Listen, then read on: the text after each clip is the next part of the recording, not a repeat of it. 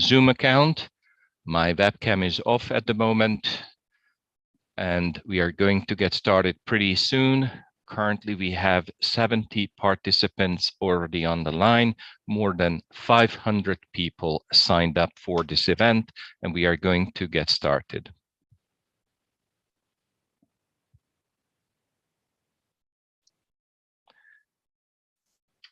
So again, 73 people already joined this live event. This is 1 minute before the top of the hour. We are going to give another few minutes to the other folks because I see that the counter is going up pretty rapidly.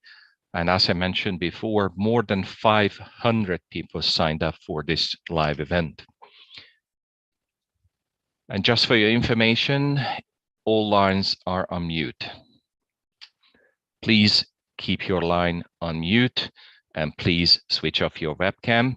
And quick warning again to the speakers, before you speak, please unmute your line and switch on your webcam. Thank you.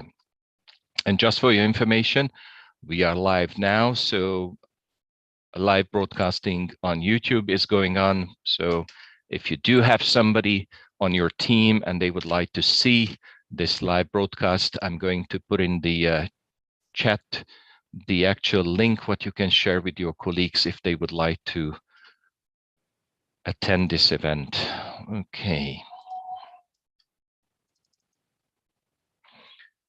So here is the link. If you would like to share it on your LinkedIn profile or Facebook profile, please do so.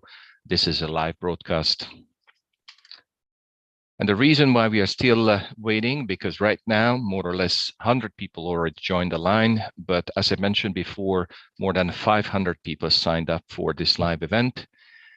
And we are waiting for the other folks, and we are going to get started pretty soon. Stay tuned.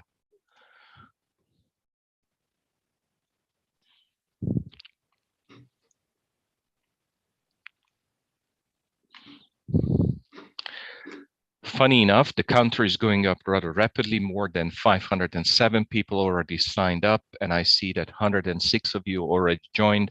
For those of you who are new to the call, this is Laszlo speaking. I'm responsible for the Zoom account. I'm going to pass the ball over within 3 minutes to our host chapter president, and she's going to open this live event. The reason why we are waiting, because so many people are trying to log in. Already 114 people joined the call, but as I mentioned, more than 500 people signed up for this live event. If you do have any technical difficulties or questions, please use the chat window and just please ping me privately. My name is Laszlo. I'm the host and I'm more than happy to help you. For your information, all lines are mute, so please do not unmute your line and please switch off your webcam if you can. Thank you.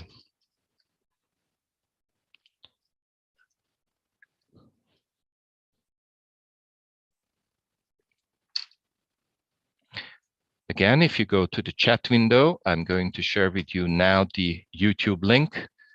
If you would like to share this live broadcast link with your colleagues, please post it on LinkedIn or Facebook, and they can follow all the presentations live. I see the counter is going up, so I'm going to pass the ball over to Sanya. 5 minutes past the hour. I'm going to give another 3 minutes for the other folks, and then we are going to get started 5 minutes past 2 o'clock Central European time.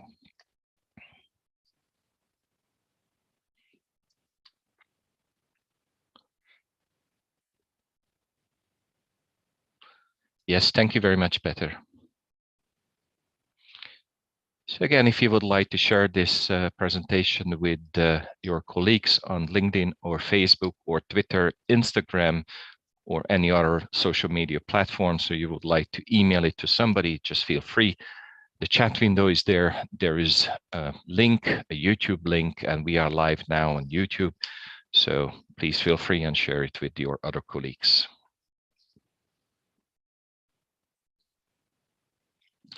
For those of you who are new to the call, this is Laszlo speaking, and the only reason why we are still waiting, because more than 500 people signed up for this live event organized by the PMI Croatia PMI Austria, PMI Northern Italy, and PMI Slovenia and PMI Budapest Hungarian chapters.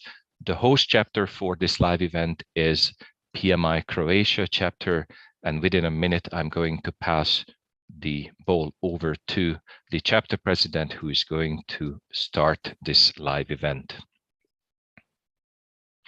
If you are experiencing any technical difficulties, or if you do have any questions, please use the chat window. I'm happy to help you, and I'm trying all my best to make sure that the technology works. Let me start the recording, then I'm going to pass the ball over to the president of PMI Croatia, Sanja, and she's going to get started.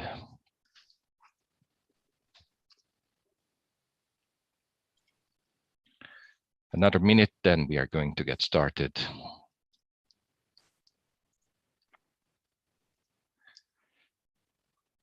Again, so this is 5 minutes past the hour. This is Lasse speaking. Thank you very much for coming. Thank you very much for being with us. I'm responsible for the technology this year.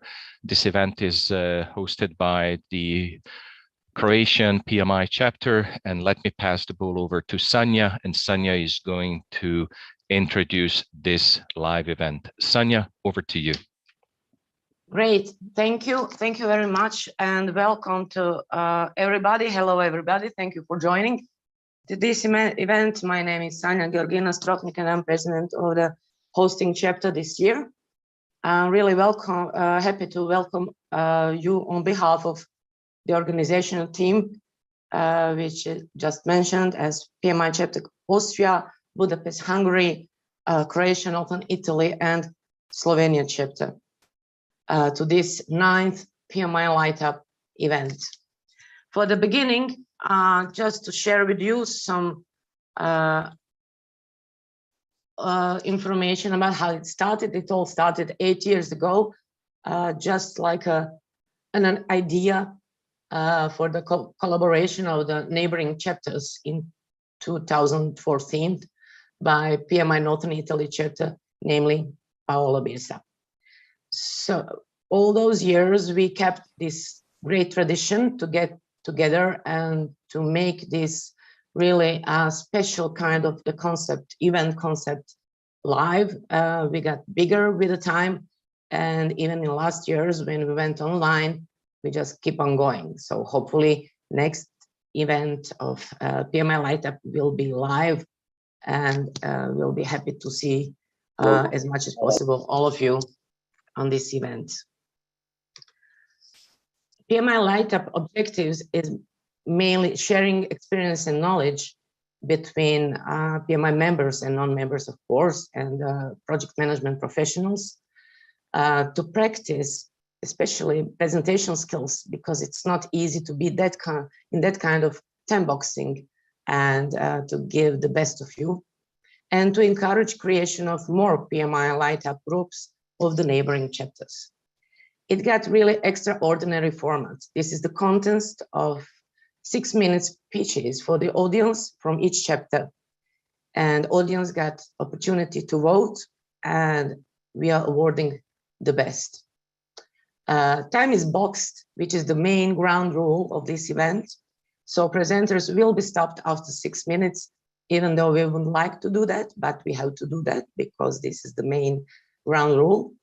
Audience will be on mute, thank you, and all questions will be put in the chat, and we please ask you to do that. When you have any kind of questions, we will take it out, because after each presentation there will be some time to share the questions. So get inspired and vote at the end of the event.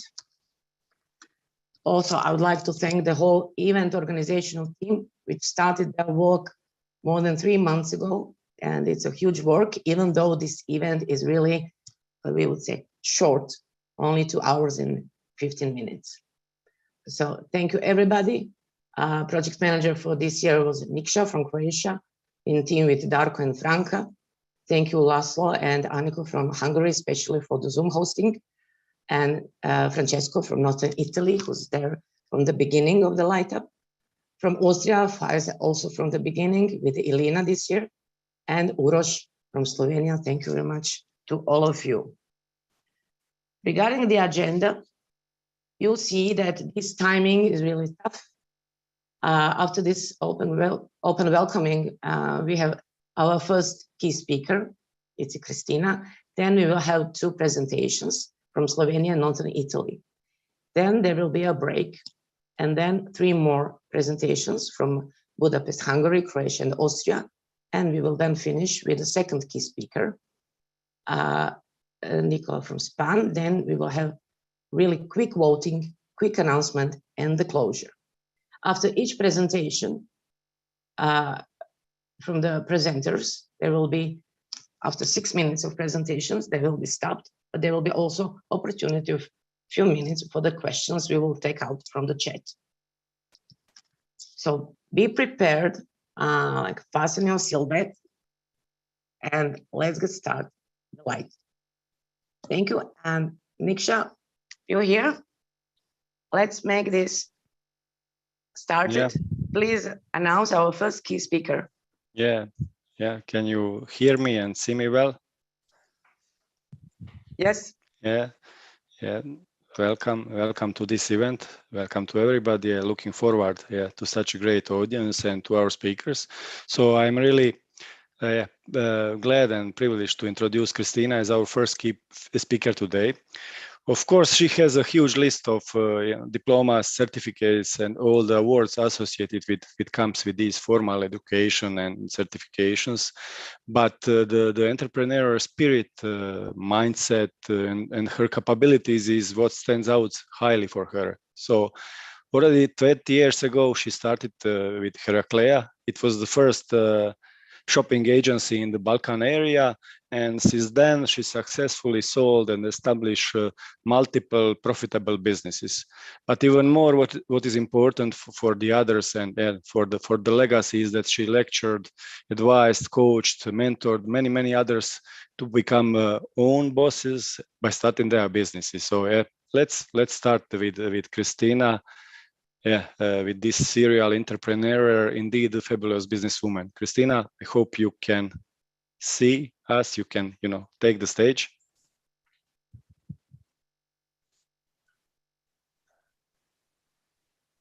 We can't.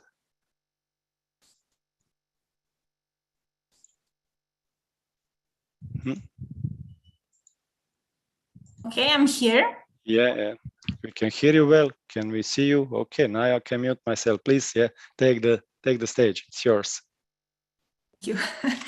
Thank you very much. Thank you for inviting me. I look forward to being with you today. It's always stressful, this of online events with all this technology. So let me try to share my presentation first. And then everything will be easier once I find it. Yeah. Today, my topic is something that we all can relate to. It's money. Here it is. So today we will talk about money. And I'm sure you can agree that money is one of the most emotional topics. One of the most emotionally charged topics, and everyone has a money story. I live alone with my son. He's 13 years old, and a couple of weeks ago, we were having dinner, and he asked me, Mommy, what can I do and you cannot? And it really got me thinking, because there's a lot of things to say to reply to this question, but he's only 13 years old. So it got me thinking. World Economic Forum says that equal pay is 217 years away. So for those of you that have children, sons and daughters, your daughters will need 217 years to catch up with your sons. Why is this so, and how can we change it? It is 2022 now, And while women ask basic financial questions, 70% of men are using wealth tech, fintech apps, and they're making money. Does really money have a gender? Niksha said that I'm a serial entrepreneur. Yes, it sounds like a serial killer. Maybe sometimes it is even more crazy than the first thing. For the past 3 years, I've been doing a project which is called Women and Money, in Croatian Žene i Novac. It started as a portal. It grew into a Me Too financial, like a movement. And I was inspired to start this by my personal situation. My mother died 4 years ago, and I inherited her debt, which I have no idea how she got herself into debt. And I also inherited some assets and some difficulty with my relatives compared using this. I'm not allowed to use these assets. Anyway, when I started talking about this with other women and with other people, I realized that, yes, money does have a gender. So what is so specific with money and women? First, there are some things that only women face. For example, unfortunately, in countries like Croatia, they have to sometimes fight for alimony. Then there is subtle and less subtle pressure to leave your inheritance to your brothers.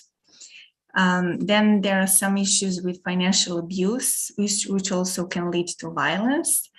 Regardless of where they live, women spend more time taking care of children, and they spend more time taking care of of their parents. You all know that women earn less and live more. In Croatia, that number is they earn 11% less than men, and they live 7 years longer. If you're asking yourself, okay, about this unpaid work and time, we did an article on our portal. We calculated all the work which needs to be done in house, cleaning and everything else on a monthly basis. And when we calculated how much would this cost on market if we all delegated all this, so it was about 4,500 euros a month.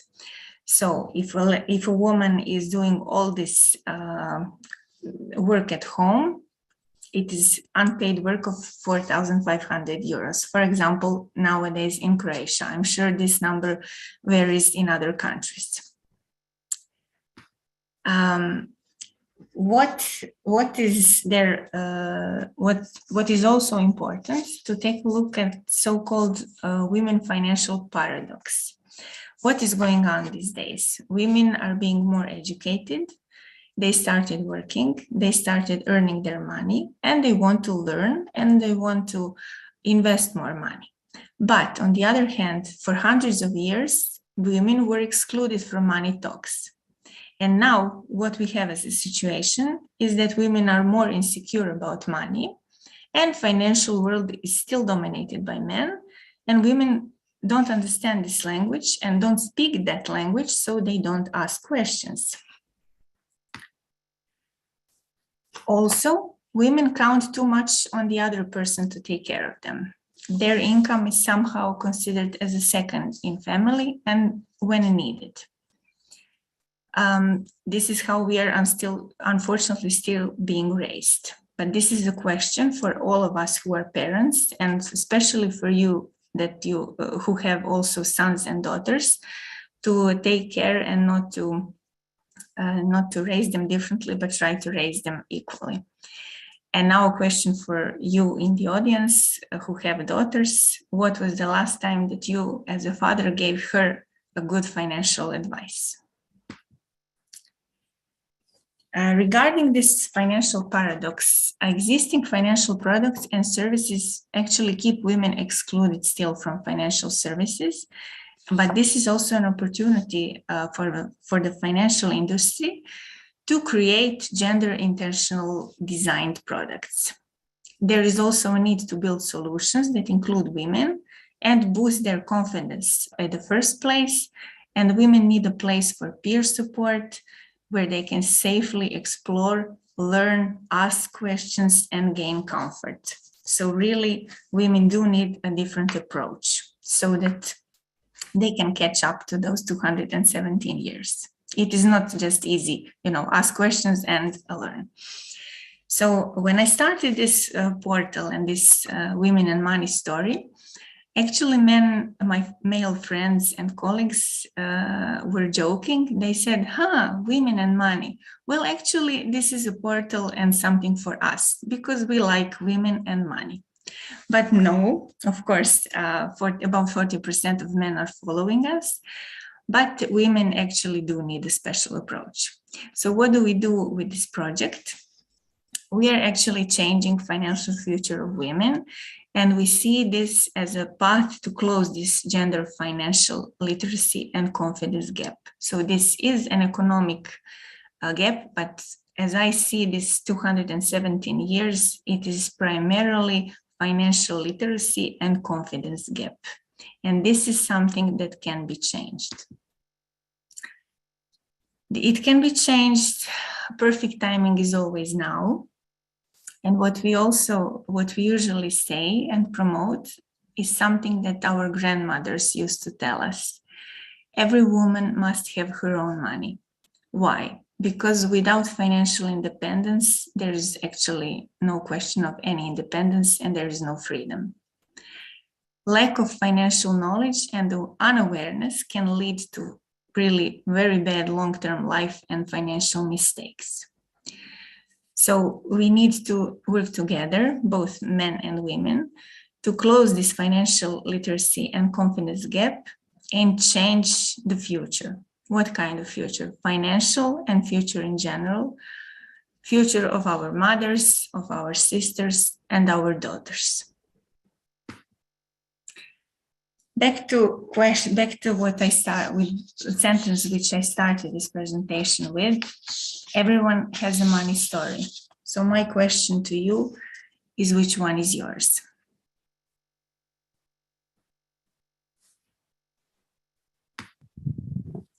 Thank you very much. I hope we now have enough time for a question or two. And I'm looking now at the comments. Okay, great. Someone says that he gave a good advice to his daughter recently. A lady says her husband gave. Great. I think that we all start our money stories from beliefs and emotions that we experience in childhood and learn from our parents and grandparents. So family is where everything starts, and our relationship with money really influences all areas of our lives. And it's not about money. It's not just about when we speak about financial literacy and money management, it is not just mathematics, earn more and spend less.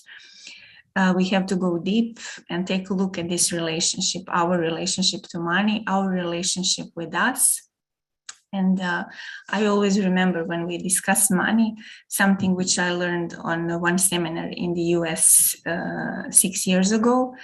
My mentor told me after the seminar, she asked me, okay, what do you think is the most important influence on how much money you will have? And I didn't know what she was aiming at when she asked me that.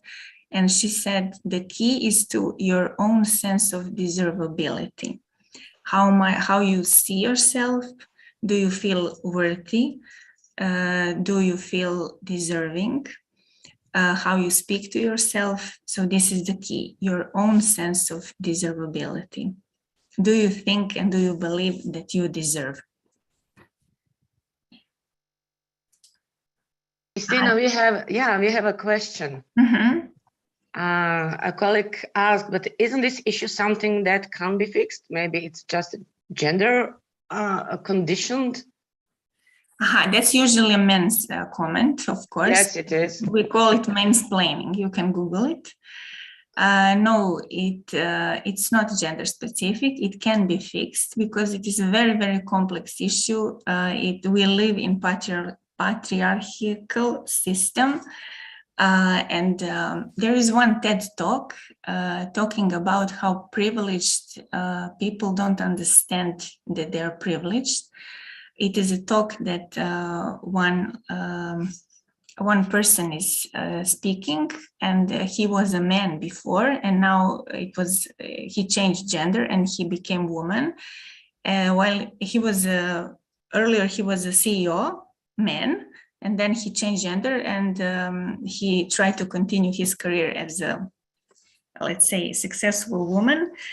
And then he, on his own skin, he saw this difference. And I remembered one sentence from this TED talk: privileged people don't understand that they're privileged.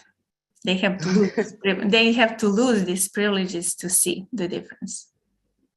Also, another comment, basically, I feel a huge gap in the elementary education of each kid in question of money. It doesn't matter gender. Kids' education needs to be reviewed. Definitely. I had the privilege to hold entrepreneurship classes on 2 private faculties. And I have a son, as I mentioned, he's 13. Educational system is really not at all appropriate for today's world.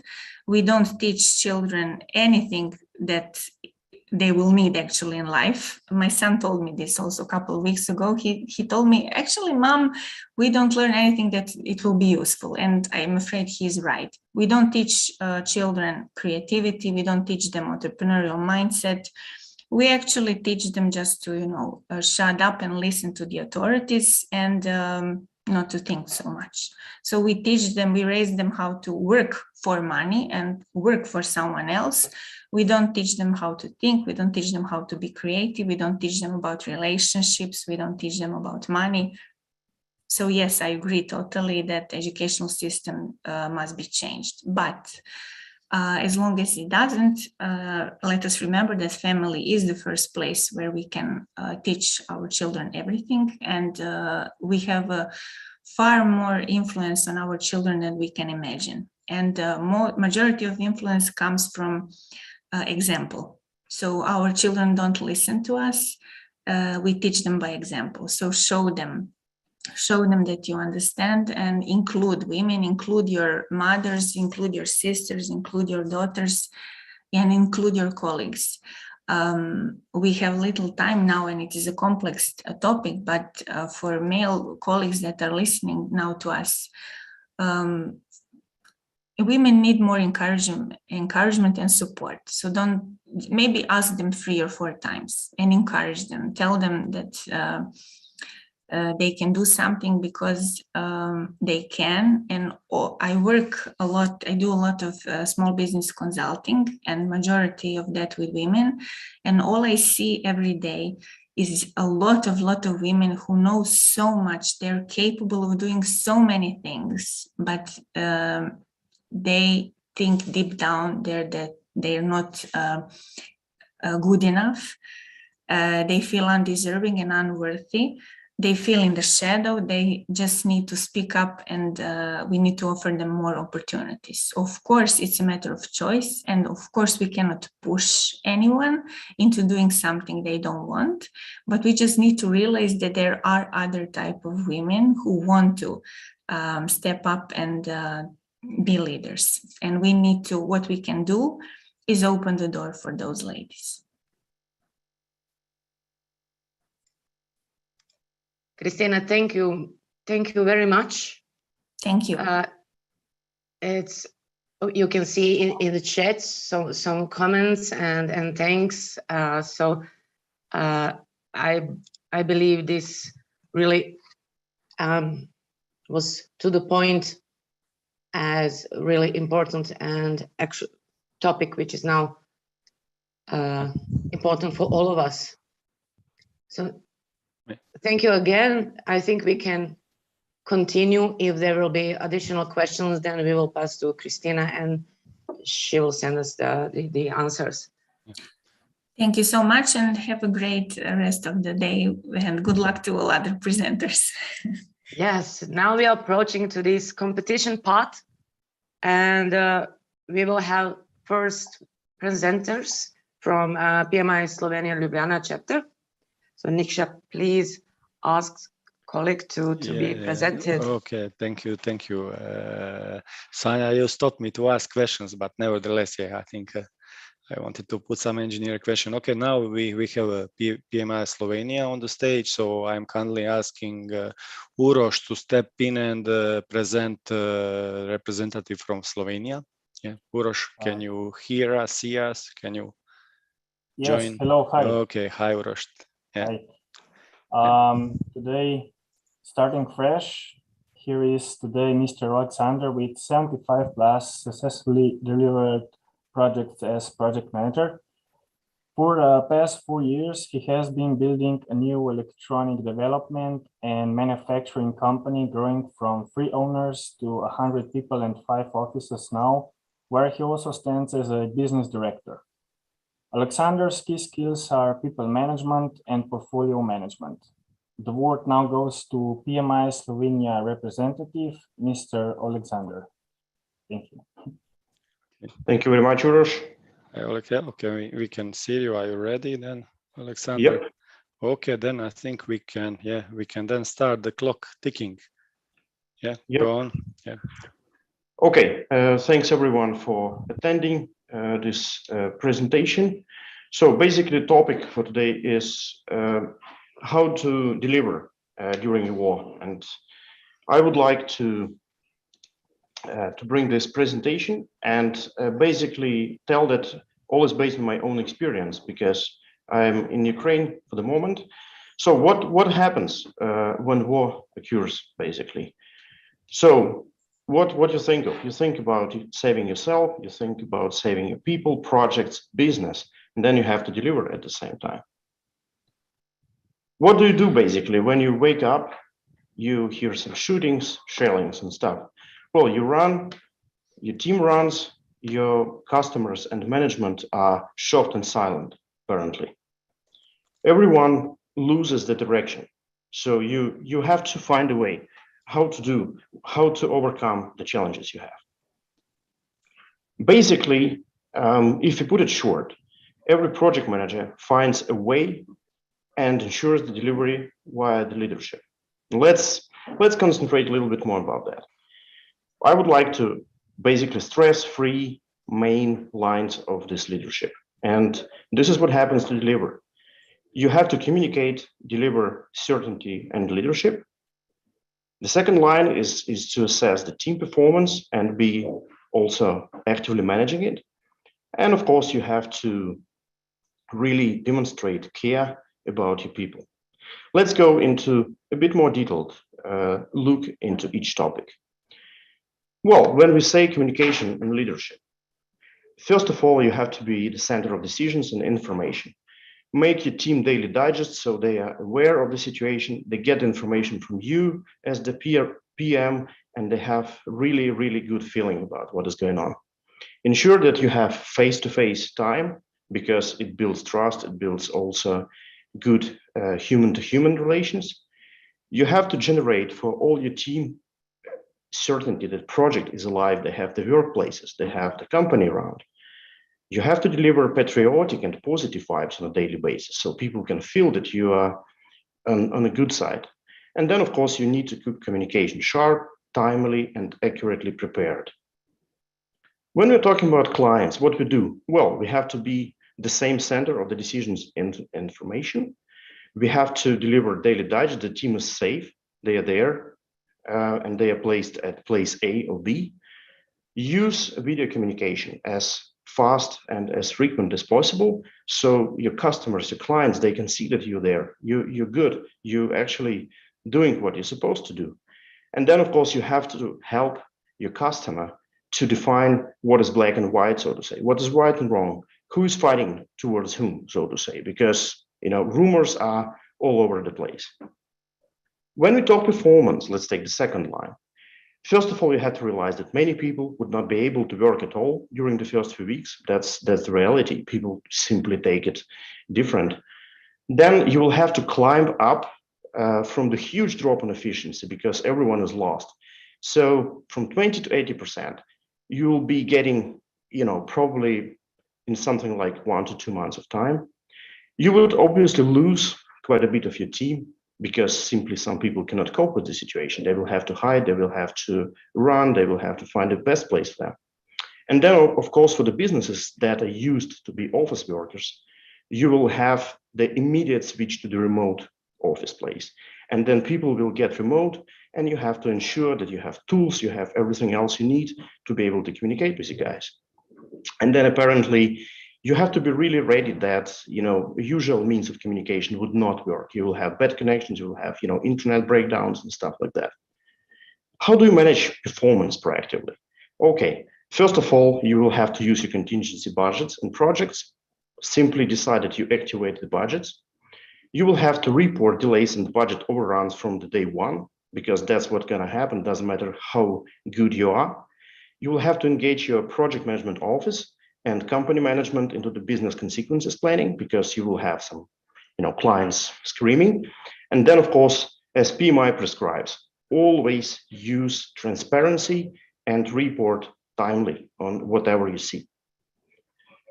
Let's talk about the last but not least important topic. Care about people. All the time, do that. First of all, get the people quiet time.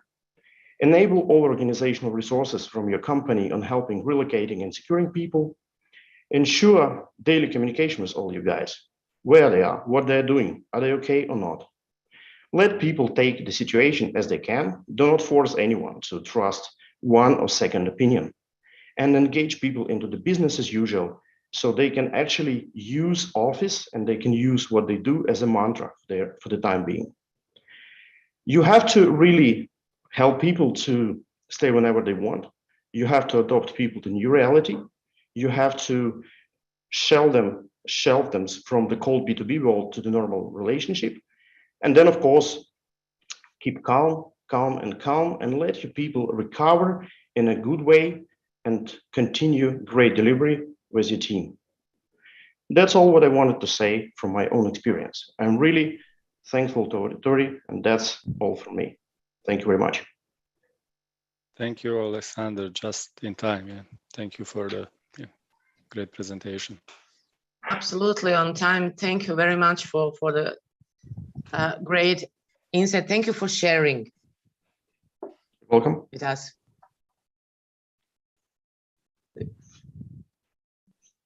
So we are waiting for some questions.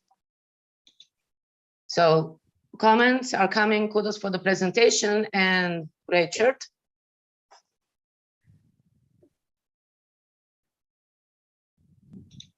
Thank you. So in meantime, we have these few minutes for the questions. Alexander, I would like to ask you where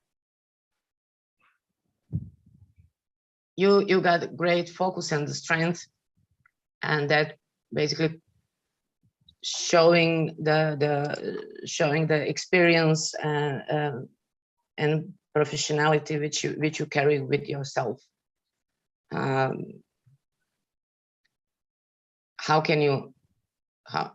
Where you get your strength from mainly?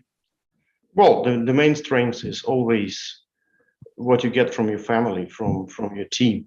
You have great people around you. You have to really utilize the team spirit, the family energy, and of course you just look around. You see people willing to be better, people willing to live better, do stuff, and I just really, I'm a team player, so I really like this group spirit, and that's what really brings me a lot of energy. So I'm trying to also spread the energy among my team members. So that's the way I can tell how it works for me. I think that's the greatest part, to spread the energy which you carry in yourself. So there is a question. Did you have any team member severely injured or even worse?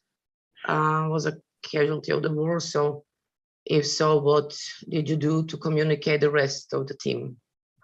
Well, luckily we didn't have anyone because we had a great contingency plan, because we kind of learned the way of thinking of our neighbor from 2014. So we had a great contingency plan from the business side. But we had actually one guy who volunteered and went to the army straight, after day one. And basically, as I mentioned, the best way to handle all important and not important stuff is to use transparency. You just go out. I was doing briefings. Actually, first 4 weeks, I was doing team briefings. We are 50 some guys, so we are not like 500 people. But I was doing daily team briefings, explaining what is going on, what do we see, how the situation tracks, so people can feel, people can feel care. They can feel also certainty that someone else is behind them. So that's how we did it. So transparently. And when I was afraid that, my house will be destroyed, then I told that, I'm afraid, but we have to, really keep moving. That's the way to do. Thank you. One great question, basically, Colin, can I just say that we put this project on hold because there is a war? Like it would be a good reason, but you basically showed us totally opposite approach. So not to get it as an excuse. Well, some of the projects basically we put on hold for some time when people were moving around and they were key, I would say, key developers or key engineering guys. And yes, we had a couple of projects being on hold. And also I was communicating that, well, some team performance will step down. And I can tell you that there was a huge trust and also support from international clients. So many wanted to support us without any financial consequences. Because, B2B world is really cold. You go out, you say, well, I have this problem, but people, especially, someone from high level procurement can tell, well, sorry guys, that's all fine, but we have this project, we have this budget, so we can't really do any sympathy. But actually, it was completely opposite, and that was really good. Many people said, we understand this, take your time, we continue supporting you, so all is good. We all really and feeling support. So we are out of the time for the next question. I'm sorry, Arun. Oh, I no, saw your question. we have still Can we? We have still a couple of minutes, yeah. Okay. For sure, because we were ahead of time in the beginning, yeah. So, okay, let's see this one. How did you tackle the fear of not meeting something? Well, basically, not meeting something, I would think it's a little broad question, but well, if not meeting some deadlines or not meeting some business, I would say, commitment, well, again, we communicated proactively that, well, there is a situation, we have to cope with the situation, and we're still here. We're gonna fulfill the contractual obligations. That's very simple. And of course, when you have, your fitting buffers or contingency budgets in your Gantt charts and project plans and stuff, you basically say, well, we basically, kind of turn on the trigger. We're gonna use all that money. That's it. And then people say, okay, thanks for transparency. We do that. If the question was more like, if you're missing some people, or we were afraid of missing someone from the team, well, that was proactively managed. I had 5 guys working constantly on calling people, knowing where they are moving by cars, if they have fuel, if they have food. We had also been renting a lot of apartments and hotels at the new place where we moved the team. So it was really managed in a way where people can just concentrate on steering their cars. They shall not think about stuff. They just need to go. And then if they ask us to take care of their cats and guinea pigs and dogs and stuff, we did all that, because that's what make people feel safe. And also, as my wife jokes sometimes, is that your home is where your cat.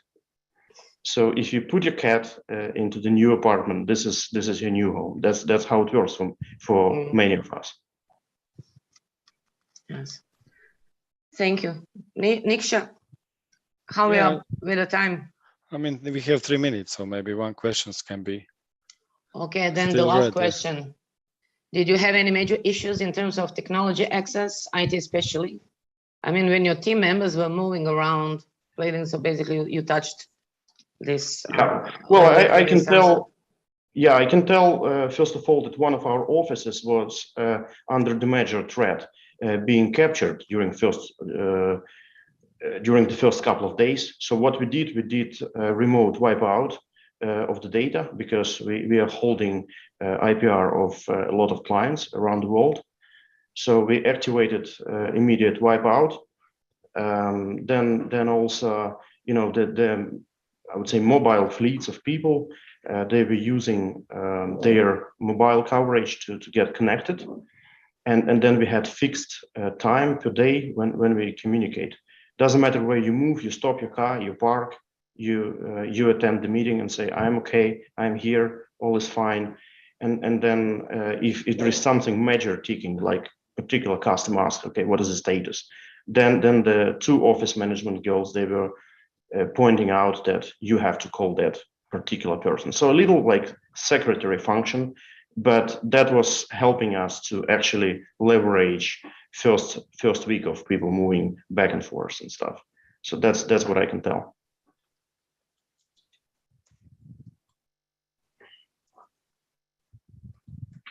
I think you're muted, Sanya. Yes, I am. Thank you very much again. Thank you for your presentation and for the answers. And we are now going further with the next chapter representative. It's a chapter Northern Italy. Niksha? Yes. I think now I'm inviting our friend Francesco from Northern Italy chapter to introduce their presenter today, which is Maria. Francesco, you are okay? Okay. Hi. Yeah, I will. Hi. At least. Hi. Oh, Francesco. Hello, Maria Cristina. So, hello, everyone. I'm thrilled to announce the next speaker, our representative of the Northern Italy chapter. She's leading the Project Management Center of Excellence for Engineering, the largest Italian group of digital transformation services. She has got a wide experience running IT and software projects in several industries like banking, insurance, public administration, and telecom. And she holds several PMI certifications like PAP, PMI ACP, and Discipline Agile Senior Scrum Master. She is Maria Cristina Barbero. Enjoy. Thank you. Maria Cristina, Maria Cristina, can I share my screen now? Yeah, just start and then we can agree when to start the clock. Exactly. Okay, are you ready then? We must be very precise. I'm stressed. Oh, really? Don't look like that. Okay, now you sharing, so shall we start then? Do you see my screen? Yes. Yes, you can put it in the screen share mode and then we can, okay, we can initiate the clock. So just 1 minute because I'm also measuring with my... okay, when you are ready, you can say start. Okay, then we can start now. Yeah. Okay, so hi everyone, and thank you for the invitation. Okay, this presentation brings you 2 insights. The first one is that it's about project baseline is not an option, but it's a need. And the second insight is that maintaining more than one baseline can support performance measurement in hybrid project. Why do we talk about performance? To learn and determine the appropriate action to address current or expected variances from the desired status. Is it important? Yes, it is. And the second question is what type of performance are we talking about today? We are talking about basic concepts in project management, such as schedule performance and schedule baselines. Why? Because in my experience, at least, they are used most times and often misunderstood. So the equation that we talk about is, we talk about progress, we talk about baselines and expected progress. We put them together to calculate the KPIs that bring us to project performance measurement, whatever the life cycle and the way of working we have chosen. So progress, let's start with progress and with an example. You go out for running today, and you want to run a 5-kilometer route. You have run a 2 kilometer and your progress is 40%, simple. But let's take something more. You are listening to the news and you learn that you must adapt and change your usual route that now becomes a 6 kilometer. So your progress changes accordingly and adapts to the new configuration and is 33%. So conclusion, progress is an important ingredient of our recipe. Progress let us know what we did, but does not say anything about, does not say enough about the measure of how we are doing. Progress is independent from status state, and progress is used in most project management tools, but it's not project performance. To calculate the project performance, we need a baseline, and we needed to compare the progress against the expected progress. So, for example, to the information of I wanted to run 5 kilometers, we have to add that we wanted to run it in 1 hour from 6 a.m. to 7 a.m. And so our baseline tells us that the expected progress is 50% at the status date of 6:30 a.m. We compare with the progress of 40% and we have our performance, that is the work that we have done against the work that we should have done at 6:30 a.m. So baselines feed the expected progress. Progress and expected progress feed the calculation of performance, and so we need baselines. And the next question is, what can we do in hybrid context where not always baselines are taken into considerations? So baseline in hybrid projects. In hybrid projects, the performance measurement is required like in all other type of life cycles, and is even mandatory in some cases when we are dealing with the contracts. So the idea is, let's use a baseline level 1 as a reference for the whole project, and let's use a baseline level 2 for adaptive work packages. For example, if we have a project in 3 work packages, where the first one is design, plan-driven, 30%, the second one is development, adaptive, 40% of the whole project, and the third one is a work package, the last one, plan-driven, 30% of the whole project, and the development is divided into, for example, 3 iterations, 1 month each, and we divided the weight in 12, 16, and 12%, that makes 40%. We can imagine to build a schedule, to schedule this project and create a baseline level 1 that looks like the one that you can see on the screen. And if we want to measure the progress against this baseline level 1, we have an expected progress of 50% on the whole project and an expected work package progress of 20%. And if we make our calculation, we see that we have a performance against the baseline level 1 of the whole project that is, for example, 8084. And we have a performance against the baseline level 1 of the adaptive work package that is, for example, 0.6 in this case. That's not satisfying us because it's not representing the true story, because the true story is different, because we have an agreement on the change, on some changes we made to the project.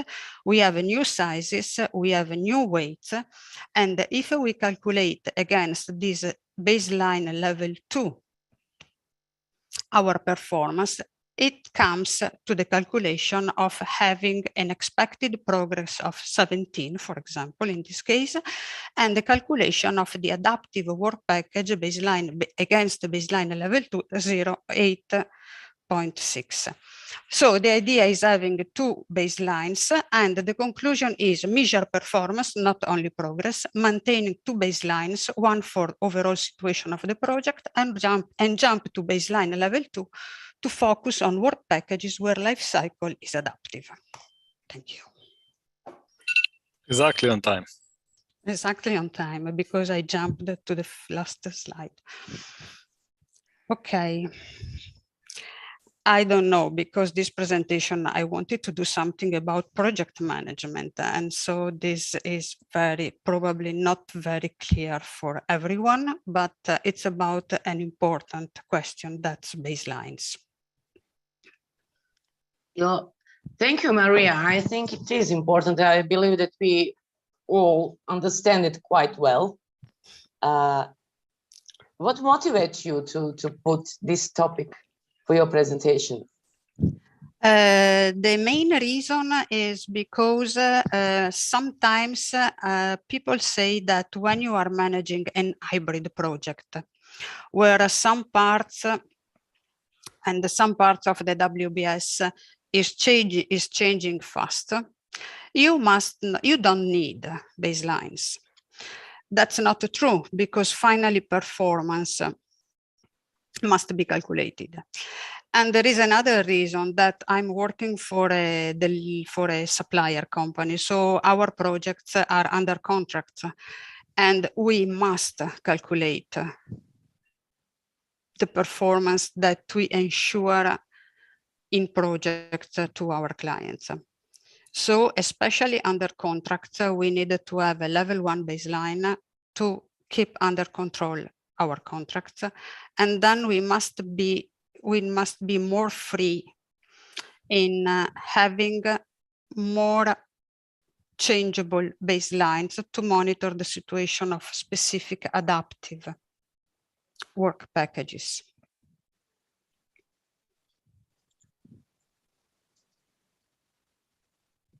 So there is a question, how many baselines are maintained?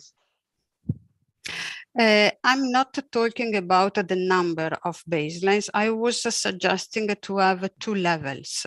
So just to have 2 levels, yes, sure, because there is you may need to evaluate the overall performance of the project, and this is the level 1. Let's say I call the level 1, I'm not sure is a great name, but it's level 1. But you don't want that because of the level 1 baseline, you are missing the true informations on your adaptive, on the adaptive part of your hybrid project. So that one is another level. I don't know if you need more levels, that's not exactly, but the idea is that just one baseline cannot be enough sometimes to say all what you wanted to say on your hybrid project.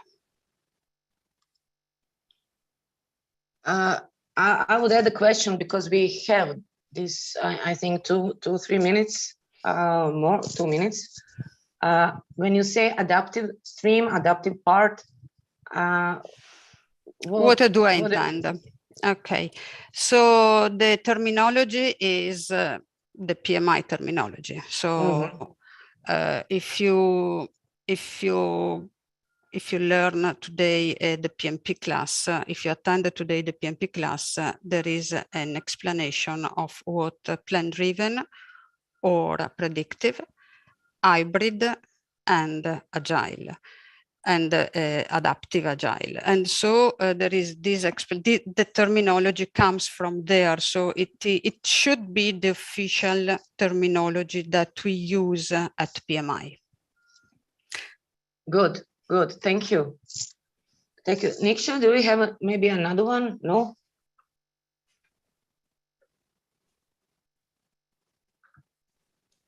Quick one for a minute, yeah, if there is any. If there is a, yeah, we have 1 minute.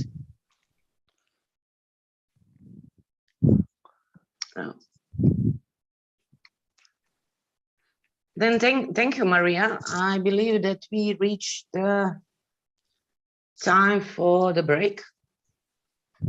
Okay, thank you to you. Thank you. Thank you very much, Maria. Thank you. Bye. Bye. Bye.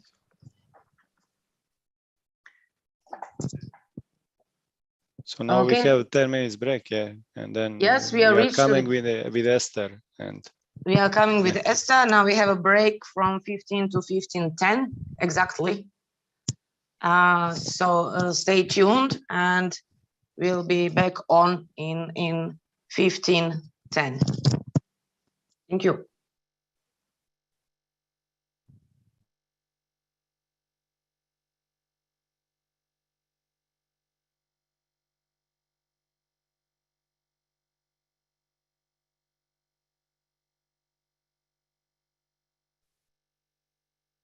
Maria, please stop sharing your screen. Thank you.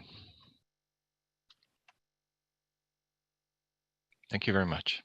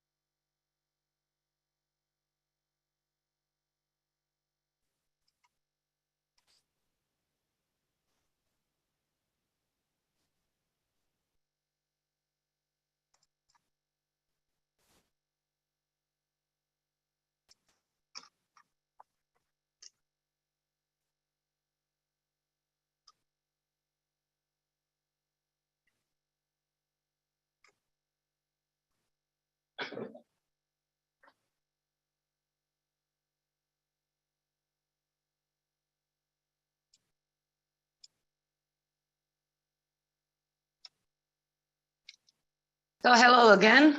Let's start. Basically, let's continue.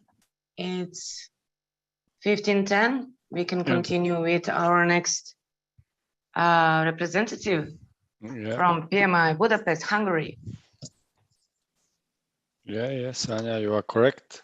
So I think let's call in Hungarian colleague to present Esther as their representative today. So will it be Laszlo or? Yes, it's going to be me. Okay, Laszlo, hi again. Thank you, Niksha. So first of all, congratulations for the PMI Croatia team. It's a great event. Thank you very much for taking the lead. And ladies and gentlemen, first of all, I'd like to say a few words about the next contender, the next presenter. Her name is Esther, and she's representing the PMI Budapest Hungarian chapter. Esther joined us from Hungarocontrol, the Hungarian air navigation services company, where she's been working for over 10 years. If I'm very honest with you, she joined Hungarocontrol more than 10 years ago as a project assistant, and later on she became a junior project manager. And currently, since 2015, she's a project manager. She's currently managing a remote tower-related consultancy project for a customer in the Asia-Pacific region. Last but not least, what's also important to know about Esther, that she was among the very first PMP credential holders at Hungarocontrol. The final thing, what's also interesting to share about Esther, that she won the Hungarian Young Project Management Professional Award in 2021. Without further ado, I'd like to pass the ball over to you, Esther. I would like you to share your screen and let's get started. Over to you, Esther. Thank you for the kind introduction. Let me share my screen first. Just tell us that we are ready, that we can order. Clock. Just give me a second until I put it in presentation mode. No worries, take your time. Okay, do you see it full screen now? Yes. Okay. So Darko, please ask you to then start the clock now. Let's start. Okay, so thank you all for having me here today. First of all, let me share a secret with you. I work with superheroes. Okay, in real life, we call them air traffic controllers, but believe me, it's kind of the same thing.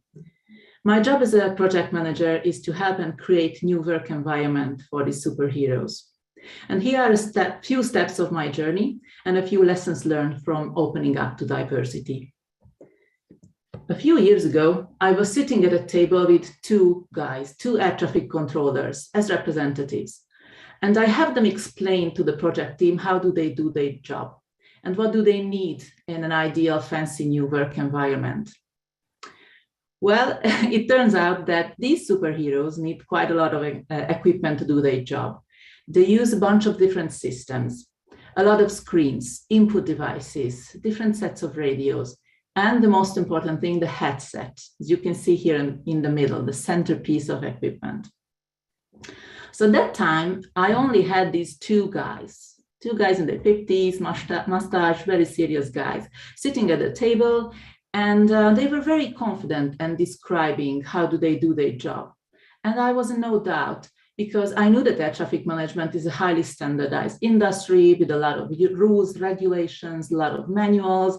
So I trusted them that air traffic controllers do their job in a uniform way, because they are similarly great, which is true, but still, assuming their similarity to such degree and overlooking their differences as human beings led to a design result which was, well, average, but not exceptional. Or to put this positively, it left us room for improvement. So in the next phase, we aimed to embrace diversity, and we wanted to reflect it in the design. So this time, we selected a group of end users, representatives of all age groups, gender, body type, technical agility, and any other major difference that we could think of. But with this group, the work took much more time. It was full of conflicts. We had a lot of discussions. And to be honest, the equipment itself cost more. And this time the challenge was to know when to stop the discussion and find the common ground. It was difficult, but it led to a solution, led us to a solution which was complemented the user needs, and user acceptance really improved. So this was something to be proud of, something that could be seen as satisfactory everywhere around the world, or at least we thought. But guess what happened? A few months later, we were contracted by a company from Singapore, and they wanted us to consult them on their journey to design a very similar workstation, because based on the results that we achieved at home. Okay, guess what? Superheroes in Southeastern Asia have very different needs when it comes to a workstation. I specifically remember the moment when I entered the air traffic control tower in Singapore. The first guy I saw, by religion, he was a Sikh gentleman, and he was wearing a big blue turban, but no headset, nothing like the air traffic controllers I've seen before. And I was wondering, how does he manage all the radio communication? And I was looking around and I saw many other people wearing different types of headwear, scarves, turbans, but no headphones. And this nuance just shattered my confidence and shattered my previous ideas on what an ideal workstation is. And I realized that the work that we did for ourselves was based on some culturally embedded assumptions that we had to reconsider this time, because there are big differences between Hungary and Singapore. For example, the idea of personal space, the idea on what an ideal background noise level is, different types of clothes and headwear they use. To me, it was first overwhelming, but the work we did at home proved to be a solid foundation to build on. And we managed to save the client some time and effort on their journey. And it was something to be proud of. Well, my lesson from opening up to diversity is that it can bring unexpected results, but it comes at a cost. The work can be slow, full of conflicts. You could feel desperate sometimes, but it's a rewarding exercise. And I believe that this is the only way that brings a high level of user satisfaction. It's important to notice how much to invest in diversity. There's no golden rule for that. It could be seen as a spectrum, and it is your job as a project manager to decide how much to invest in diversity until it still brings benefits. But if you ask me, it's totally worth to put in the effort, because it is the only thing that made me see more differences in the world and build on those differences for greater project outcomes. Thank you. Great. Thank you very much. Sorry for the technical problem. Of course, my computer wants to restart at this very moment, so never mind. So, yeah, I think that we all noticed that you're having this problem with the slides.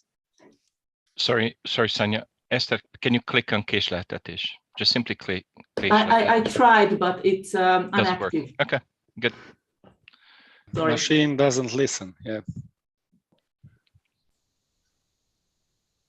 So, but we hear, we could hear you well. We could follow your story even without the slides. So we can understand this question in head which you had and how you had to deal with that. Okay, so we have some comments. The story was great presentation, well handled, like ATC. So yeah, you were not confused. We all saw something went wrong, but you just kept going. That's management live. Yeah, that's management live. So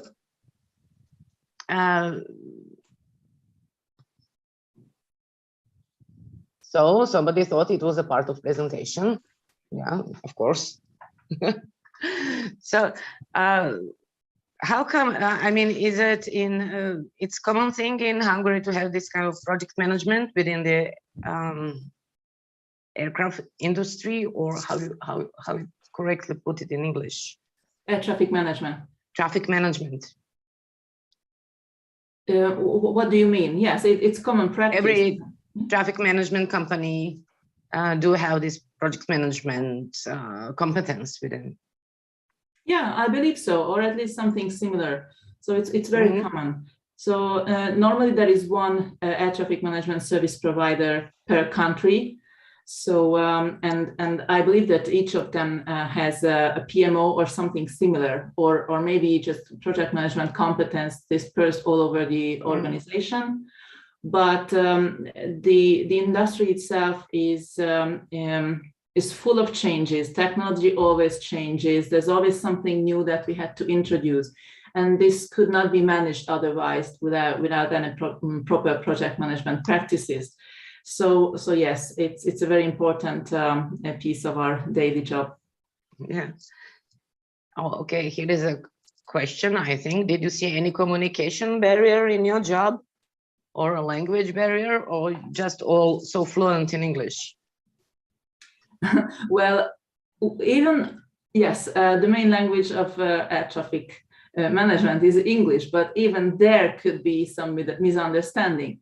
But of course, I do not work there on the frequency. So in my job as well, it happens because normally we implement solutions that are developed on a European scale. So it's a multinational team with several nations participating from Europe, sometimes out of Europe. So it could happen very easily that even when we think that English is the common language, something gets lost in translation. It's not just the language, but maybe culture things. Notions of time, punctuality is very common to be a ground for mistakes. And yeah, this is what comes to mind at first. Right. Any other questions? So Thank you, Sonia. I think we must go on. I think if we want to keep the schedule. All right. Yeah.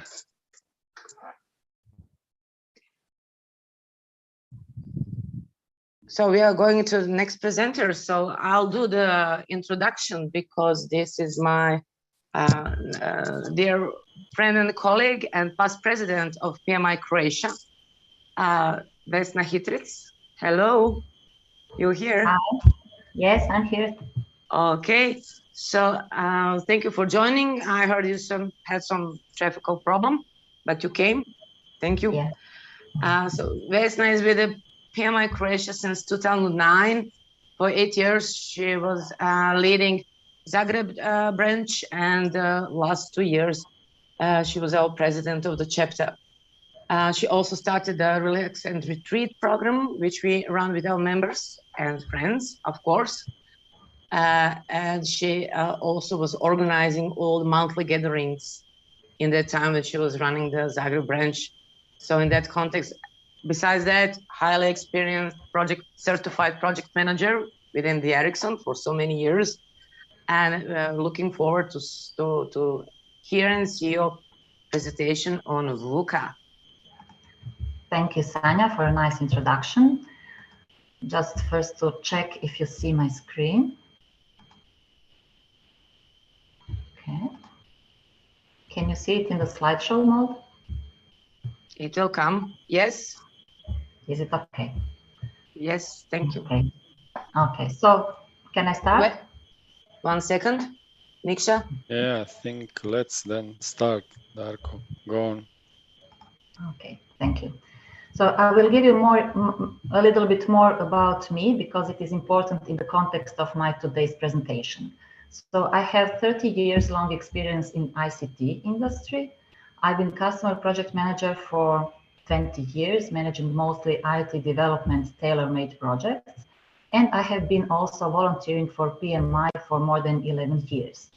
Why I tell you that? Because I want to show you that I really had a lot of opportunities for the education and also to collect wide experience in number of the projects I led in all these years. But since, let's say, last 10 years, some new trend was becoming more and more obvious. For each tender or each project, shorter project duration has been requested, less and less budget provided, and frustration becoming bigger and bigger. The question of sustainability was raised more and more often. Let me switch to theory now a little bit. Here comes the VUCA acronym. It was first said by American military in 1987, and since then it has been applied increasingly to strategic thinking and risk management across a wide range of industries, from commerce to education. A theoretical corporate response to VUCA world was identified in 2014 by researchers at Harvard Business School. Just a few words about this VUCA. So the terms volatile, uncertain, complex, and ambiguous, you can find on my right side in my graph.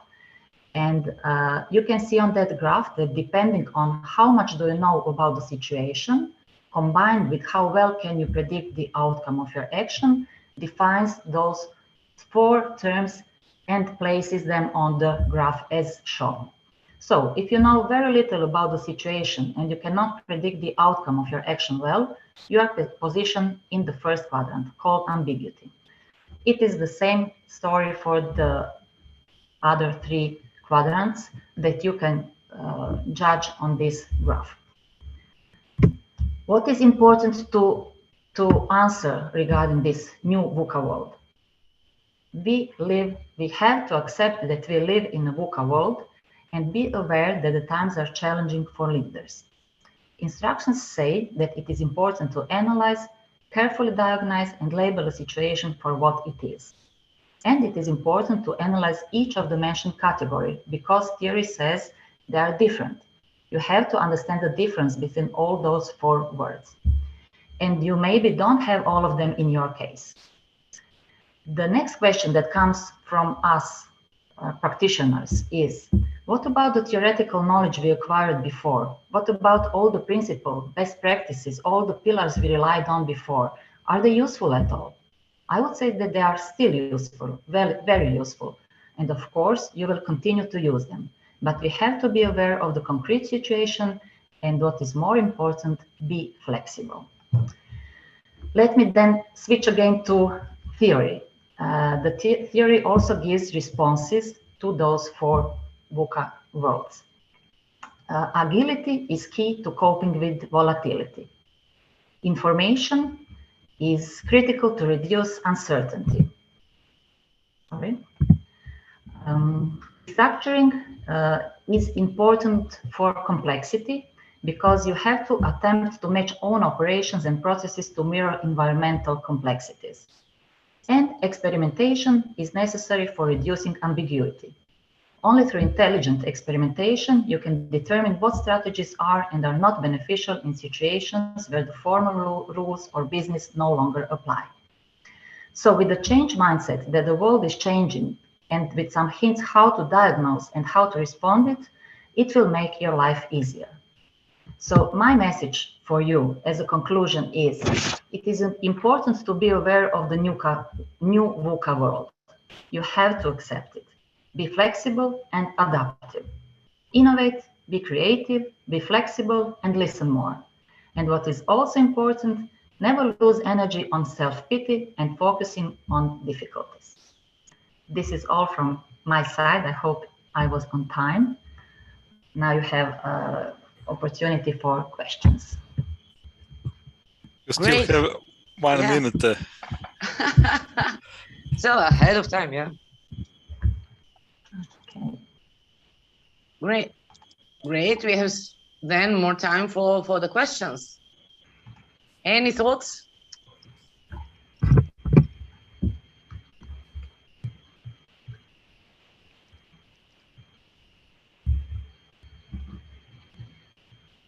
Okay, while we are waiting for the questions, maybe you just catch us unprepared and be ready on time. So, okay, some comments, very good summary. Yes, great, thank you. So Yes. what would be then, let's say, your latest biggest challenge regarding those four, let's say, part of modern new world? Yes. So complexity is Was something it that complex? Mm-hmm. complexity is something I think we faced also before, but this volatility, ambiguity, it is really something that describes today's world. And my idea with this presentation was coming from my personal experience. I was losing myself in this. This is not sustainable. It's not possible. How to do it? And when I realized the things were changed, and each project was done, it was done successfully, despite all the circumstances that were really changed in time. I realized that my personal transformation was the most important one. So when I accepted it, then I just continue to work and to do my job as I used to do it before. So that is what is my main message. Yes, the world is new, it is changing, it is really, what word to say, challenging. There are really challenging times, but don't bother on questions, why is it so, this is not sustainable, or complaining, or even self-pity, if you can find. Remove this and go on. Do your job the best you can, and the outcome will still come at the end. So this is my main message of this presentation. I hope I did manage to transfer it to you. And there's a question. Customers are always aware about the VUCA situation you are working into. Of course not. The customers are those who put those requests to us, and it is upon us to go for those projects. And if you apply, that means that you accept their requests. Mm-hmm. Yes, that is the point. You know? Because I'm on supplier side, you know. So we as supplier, we apply for some new jobs, for some new projects, and sign the contracts, and we do it. Okay, let's go for how to convince your team that it is a realistic plan, although it looks unrealistic due to high expectation as you presented at the beginning. How to keep motivation high? So in the last years, usually we do some kind of hybrid. So we do develop agile, and we do have some fixed milestones toward the customers. So we are, I would say, we are on the wave of this agility. We use this agility moment for this one. So so basically, you use the answers, responses to those complaints and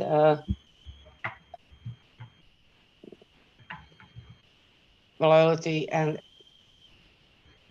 so good. How do you deal with team availability and fluctuation in your projects? One of the positive things that I have now with agile teams is the one that I have the whole team dedicated for my project. So before, when we were not in agile setup, I picked the team members from several departments. Now I have the team that is, for example, for health, and they are doing my project only, mostly, let's say 90%.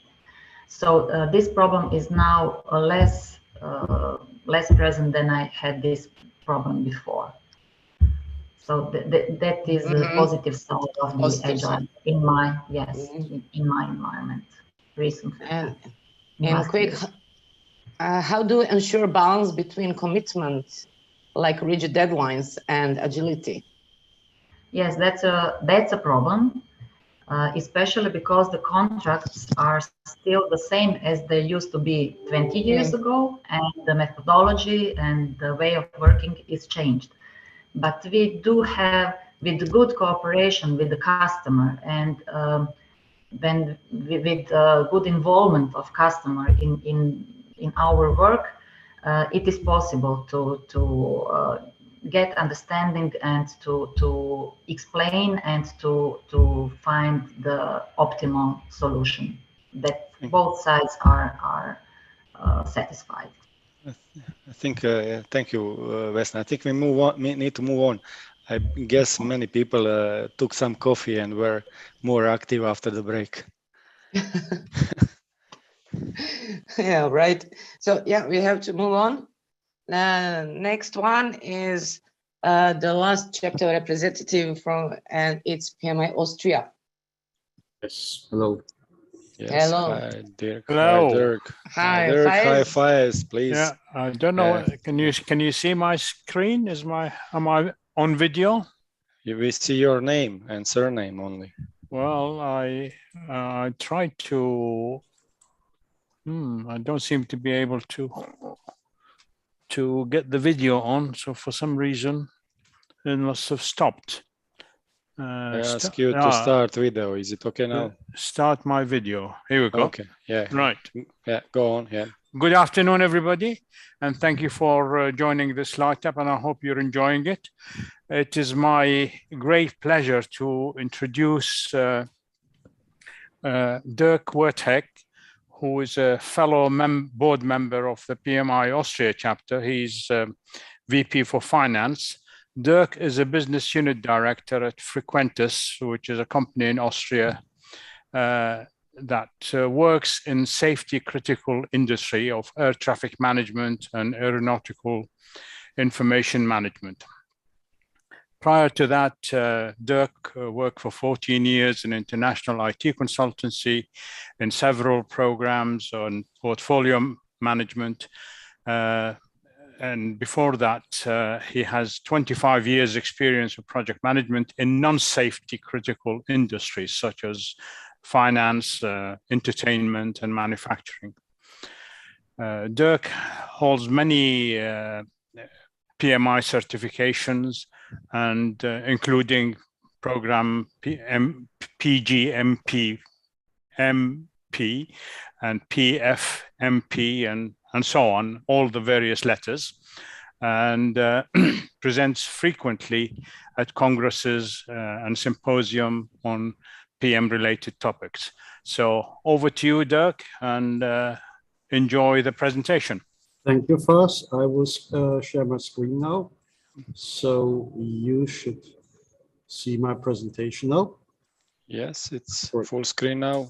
All right, let's go. Shall we then start? Let's start this. Okay. Hello, my name is Dirk Wertek. I do project management since over 20 years in different roles. And during that time, I had a few occasions where I was involved in disaster situations. Luckily, never a war situation. Luckily, never a natural disaster. But for example, a project location burned down during the London riots some years ago, or several cyber situations that had to be resolved on a disaster level. Now, I want to give you some hints, some good practices. There are no best practices, just good practices, what to do as a project manager during the first hour after a disaster occurs. First things first, and we start off with account for all team members and get them out of the danger zone. That is important, especially if there's a physical disaster or natural disaster. That means, in a metaphorical sense, if you have a cyber situation as well, maybe disconnecting unaffected devices. Yes, the important thing here is usually the first count of team members or asset is very often wrong or incomplete. So double check, triple check. Once you've got everybody out of the danger zone, next step is to stop the bleeding. Triage. Stop or separate the salvageable from the lost parts or assets. That means as well, you need to move quickly and you have to accept wrong decisions. Accept that your decisions will hurt and say sorry afterwards if you got it wrong. And there's a very high likelihood in such a stressful situation that you will get something wrong. Now, you need to decide who's in charge, lead or be led. That means the default assumption, it is you as a PM who will lead. But if there's someone more capable for this situation, like a disaster management specialist, a firefighter, a military person, a police person, or someone that senior executive management has assigned to be the lead, then put her or him in charge and make it official to your team. From this point onwards, your sole priority is to support that person in charge. 4, streamline and simplify communications. That means you need to establish very clear and very simple communication thresholds, meaning what is the information that needs to be passed on urgently and what information can wait for the next communication point. That means as well that you establish a communication cadence upwards and downwards. Upwards very important because you don't want to get stuck in hourly news update calls with executive management, which happens very often. You need to tell them you will have a call with them every 4 hours or at the end of each day at a set time, and then make that set time and inform them and ensure them that you will communicate to them ad hoc if a defined threshold of urgency has been exceeded. Do the same thing for the people reporting to you.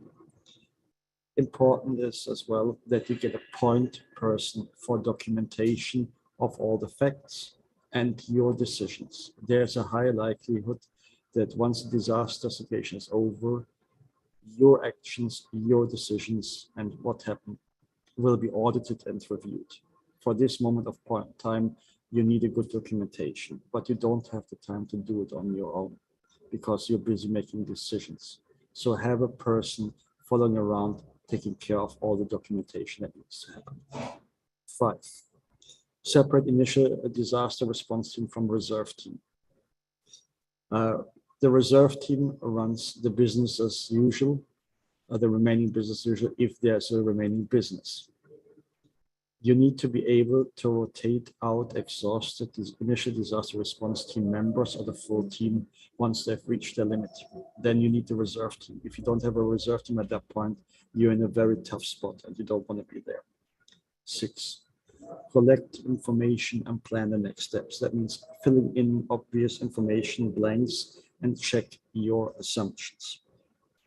This, when you plan, this is not the moment for Agile. And I say this as a former Agile coach and trainer. Though a Kanban board at a later stage is okay to be used. 7, prioritize and execute. Model this behavior and demand the same of your team. And closely connected to that one, empower decentralized leadership, meaning you establish clear decision and communication thresholds. You tell the team and you expect them to decide and act within that thresholds on their own without consulting you. Model this behavior, demand the same of your team. If you implement these 8 steps within the first hour or hours, you have not resolved the disaster situation yet, but you have laid a good foundation to get through the next hours, days, weeks, and maybe months.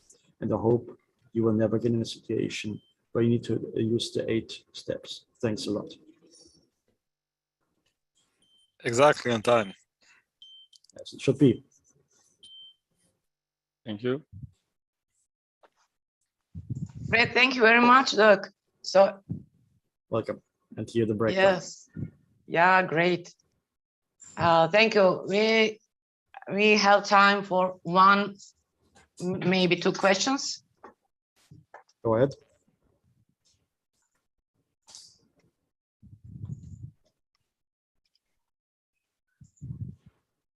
Crystal clear. Thanks a lot. There is a comment, not a question. So basically no questions because it's a clear, understandable, great presentation. So maybe Niksha, do you maybe have a question? I mean, maybe some. Me, one moment. Yeah.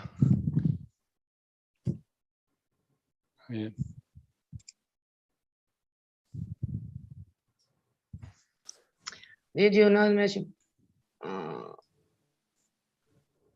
Can I mention planning ahead? BCM plans that are integral part of responding to this situation. Business continuity management plans. Yes, that is correct. You need a business continuity management plan, but usually that comes after the first hour. So we're focusing here on the first hour after disaster strikes. Probably business continuity plan is something you do a few hours in an ideal situation after disaster strikes. Here again, this is what you need to do almost immediately to get the space to do the business continuity planning. But you need to do this absolutely. And there's so much more to do. Yes, this is really for set of like a checklist. What do you do first without thinking this should help to everyone? give you the space then afterwards to do all the things. There are like hundreds of points you need to go through. Great tool for this, the most uncertain moment, at the bit right after disaster. So Niksha, however, with the time, we should continue. Yeah, we should continue. Okay, thanks a lot. Yeah, thank you, Dirk. Thank you very much, Dirk. Great presentation. Thank you. So we are now at the end of the competition part. We have one more key speaker to hear. It's our Nikola Dujmovic from SPAN. And after that, we'll share with you attendees satisfaction survey to fill it first, and then we'll have some voting, announcement, and the closure. So Niksha, please introduce. Okay, thank Nikola. you. Thank you. Let's say the last but not the least today. It's my namesake Nikola, our second key speaker. So what can I say? I mean, I don't know him well, let's say met him during this project preparation, but yeah, I learned he has been a really IT and computer pioneer since the 1980s. He founded this SPAN company almost 30 years ago, providing different professional IT solutions, and nowadays they are really globally present all over the world. And it was the first fully owned Croatian IT company listed on our Zagreb Stock Exchange. What to mention at the end is that actually SPAN is a McDonald's technology partner responsible for their business processes, and even awarded last year by the McDonald's. So, even if you don't like the taste of cheeseburger or nuggets, you can be sure that the production processes are perfect and under control of Nikola and his team. So yeah, Nikola, I think the floor is now yours, and let us walk through the really interesting and relevant topic today. Thank you. Yes, we are one of the McDonald's global partners. There are 14 of them, and we are 14th in size. So the burgers are not in our responsibility. We are in charge of Active Directory and that. But that's not the only. We have a number of global partners. We work for Starbucks, for Tate & Lyle. So 80% of brown sugar in the world comes from our customers as well. But not to bother you with, I read that in the competition self-promotion is forbidden, so I will stick to it. So no self-promotion. I have a lot in common. My presentation have a common with the number of teams that you open. First, it's about business continuity problem. Second, it's about Ukraine, and third, I'm a single father of a boy and a girl. Okay, now they're grown up, 20. And you wouldn't believe how much women's planning I heard in my life. So there should be a site and team about this as well. But let's get back to SPAN Ukraine, because that's the active. So thank you for this day. Just to remember, we have over the year, last year we made 237 projects, not the change requests, the real projects, because we have a number of things. So we have a very strong project management in the company. And we were proud of it because we were one of the first, like 20 years ago, we started with, at that time, we made our own project framework. Then later we adopted, of course, the PMI and so on. But you'll see it was not so easy. When Mladen asked me to do the presentation, I said, okay, it's about how project management can help, but it's sometimes even fail you at the same time. So we have offices in 6 countries. We work on projects in more than 100, but in 6 countries we have a substantial number of employees. One of them is Ukraine. We had 32 people employed there, and we were one of the leaders in Microsoft licensing. But we realized that there will be probably a problem with my slides are not moving.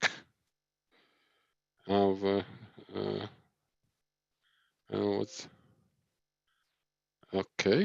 Now they are going. Okay. So we realized that there could be a problem, and what we said, okay, we done a lot of business continuity plans and projects for our customers. So let's prepare for the possible conflict, because since 2014 and Maidan, actually Ukraine was in a small war, small conflict with Russia. Even if we didn't notice, every day somebody was injured or even died in the Donbas region. So we said, okay, it's simple. Let's make a business continuity plan. Our goal is to keep employees safe and keep the business running even if disaster strikes. And if we take care of the company and employees, they will take care of everything, and the rest will be easy. The wrong assumptions. We didn't make the assumptions by ourselves. We were speaking with OSCE. We were speaking with our guys in Ukraine, and everybody said, "Yeah, you know, Donbas from Kiev, it's like Skopje is from Zagreb. It's far from Kiev. Business will suffer if the war goes, but it will be what Putin really wants." Is Donbas and Kiev, and to cut off the region, but he will never come to Kiev. Oh my God, very wrong. But at that time, we made something we called crisis team. It's like a steering committee, but with executive and management powers. We said, okay, what we need for this? A CSO, very important. Our security officer has a background in secret services, so he had connections. So we made him make a daily assessment of security situation. He had the real friends in OSCE mission. If you don't know what the OSCE mission is, okay, everybody probably know that what OSCE by itself is, but the mission was implemented in Ukraine after the Maidan in 2014. And everybody agreed that they were monitoring. So they were sending us videos and saying, no, don't worry, there are some, it will not be, even the Ukrainians are ready and everything. And okay, we said, okay, it will be a localized conflict, but let's get ready. Our office manager and manager from Kiev as well were in this in this team, so that when we move, that we have enough space. We had our head of HR in it and chief operation officer, so that if we need any financial decisions, that it can be done. And we were sleeping tightly, said, okay, we are ready for whatever it goes. Okay, but the list of things that we plan to do, we called the big other international companies like Microsoft and Oracle, said, what are you doing? They said there is an agency. There is an agency that can organize emergency transport. We took an agency to find us alternative business location. We had guys in charge of internet communication, security. Just on the day of attack, 24th of February, we've seen 600 times increase in cyber attacks on our site here in Zagreb, because so they were preparing even for this. And the good thing, you know, because of the COVID, work from home and everything. So we, in many interviews, I said, for years we were doing the business continuity planning was about the UPSs, diesel aggregates. You have to charge your aggregate 2 times a year. And then what we found out, you need a notebook and a good connection. So work from home was good. So remote work is the same actually, except that you are not at home. So it was easy, and we had this experience for a while. In Croatia, it was different. The internet was not so spread, and we said, "Okay, guys, there will be some things if the war starts," but nobody really believed. And then 24th of February, phase 2 began. I got the call at 5:30 from the CEO, and he said, "Nicola, it started." We called the CSO, and he said, "Go in the car and fly Kiev, go to Lviv." What happened? Half an hour later, he called us and said, "Guys, there is a 70-kilometer stau or 70-kilometer line out of Kiev. I'm going to alternative location." And what we said, "Okay, no problem. You go to alternative location. It's a cottage house near Kiev." And then he called us at 9:30. He said, "Guys, I see paratroopers coming from the sky. I hope it's not Russians." It was, because the cottage house was near the airport that the Russians tried to occupy as a staging point. And we said, "Okay, Oleg, please move from there."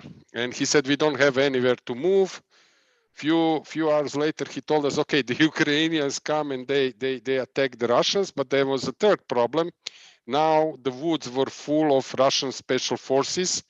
That were the airport was clear. But what I want to say, at that time, no planning, no business continuity. It was all minute by minute. But the internet was, sorry. Okay. So we said, okay, steering committee, what we do now? Forget about the business continuity. What we want? Take care about the employees. Basta farlo dare, cioè era così già prima? Sì. Sorry, please. Certo. Okay, sorry. Scusa, non l'ho visto. Aspetta. Okay. Go on, Nikolai. Okay. So we said, okay, the same project, but now the first one, it's people, and the people with the customers, and then keep the business heartbeat just so that the customers feel safe. Just as an error, there is an official estimate that 75% of business is normal, but what we experienced that still during the war, it's 60% is still, it's working. It's different than in Croatia, but it's a very big country and business. So we said, okay, now what we do? It's more brutal and faster, but let's prepare the safe haven for our people. Because now we realized the Lviv is out of the question because they were scattered all around Ukraine, of course, on the western side. 48 hours after the attack, of course, the National Bank closed the international accounts, and everybody 18 to 60 was forbidden to leave. But we said, okay, guys, except those who have more than 2 children, and those which were not fit for army. So we said, okay, send the families. And somebody is moving my slides, or is no, I was okay. Sorry. So okay, so we said, okay, new crisis team. The ladies from HR had nervous breakdown because these were the tragedies were coming. So what we said, okay, now, Niksha, do you see my presentation? Because I don't see it on the screen. No.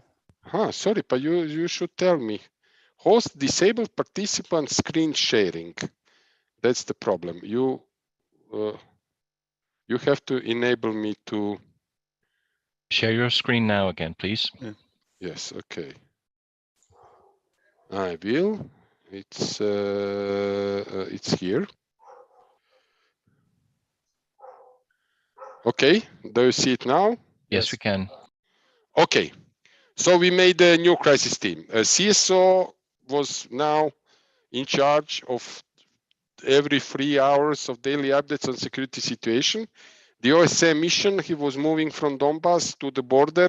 They gave us constant update on which routes are safe, what to do, and we were disseminating it through the communication channel.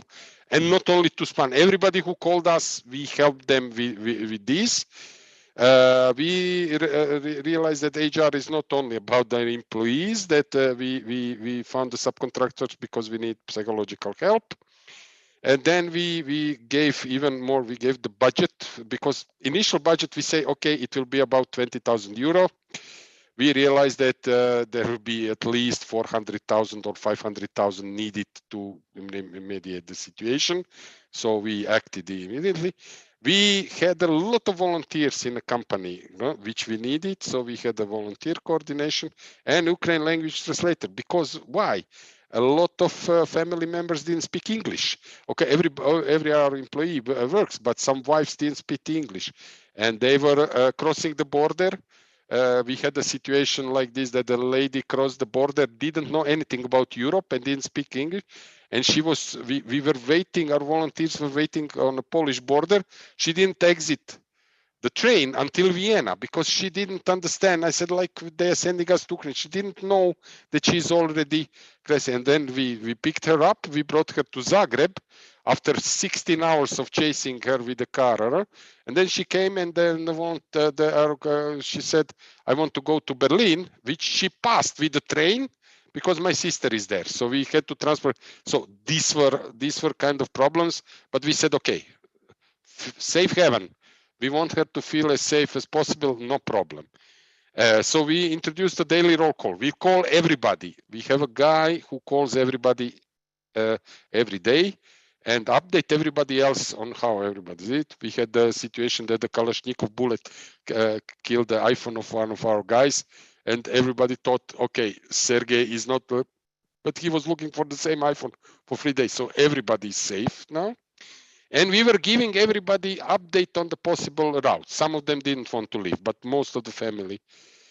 So what we wanted, we said, okay, we need a small hotel or resort on the coast to put the people there. And then we fortunately had a trauma psychologist said, no. You have to help them bring their life back. Keep them in Zagreb, keep them busy. Ensure that they can cook their own lunch. Don't do this. Don't assure that they have food every day, because if they stop caring, let them care. And I think it's good because now 2 months and a month and a half for some, I know it's better. We organized life for them here, and some of them came with the kids, and the kids needed schools, and the kids need. We have a student of architecture, and being on the coast with some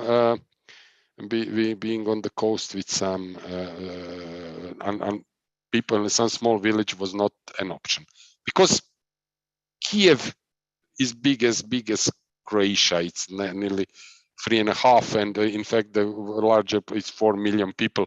So taking guys from such a urban setup with everything to some coastal town in the middle of spring was not an option. Okay, and then suddenly because we evacuated everybody we could, except those guys that are still fighting there, and we are now in phase 3. That's meaning of life. There are a lot of tears and a lot of everything, but we said, okay, now we have new goal. Keep them safe and help them organize daily life. Take care of the guys on the front line so they don't miss anything. Help our customers, because as you can imagine, customers are, Azovstal is the part of one of our biggest customers, which is called Metinvest, and they were already in the cloud, but everybody else now wants in the cloud. Now it's safer to have data in the cloud some Western world than you have Russians clean your data center. So customers need services more than ever. Of course, so we help as much as we can, and we keep the business heartbeat up, but not because of the profitability, but because we want everybody to have this meaning of life. Okay, because we believe that Ukraine will win. and we want to help them get their life back, if I can say this in that way. Okay. For some reason, it's not moving it's not moving the slide, but okay, now it is. So I'm nearly on. So for this, now we have a crisis team that has one of my board members who is operational director. He's still managing the finance with increased budget. The CSO had a totally different business now because all the rules evacuation now. So, and we spend hours and hours in authorities coordination to get the working permits, everybody in school, but it was Croatia was much better than we expected in it. I would say that it's easy, but the CSO made with 40 people came in, organized them, and get all the permits. With HR is now coordinating psychological help for the family members as well, which is, I think, very welcome. We still have a volunteer and now humanitarian help. We are collecting humanitarian help that we send back to Ukraine. We employ one of the wives is now employed in Spain, and she is the humanitarian aid coordination. And we still have Ukrainian language translator because it's important. So it's a same project, third steering committee. And we still make a daily roll call so that we all feel that updated on how everything we take care about the accommodation of families. We have about 50 people here that are in our care. And the biggest problem, but it finally was also school and work organization, because we want, so we have now a displaced Ukrainian office here in Zagreb, and somehow it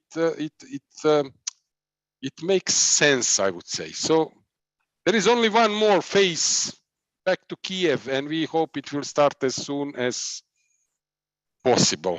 That's everything from me. Thank you. And thank you, dear Nicola. It is so good. It is so good to hear your story. Sorry that it, because of these technical things, you had to. No problem. It's your president. It's your session. So we have one question quickly before we go to voting.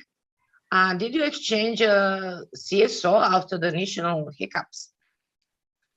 No, there were no hiccups. I mean, no, we have a great CSO. He was, it's like a secretary. He collects the information. OSCE said, there will not be a war. Our people in Ukraine said, no, it will be something.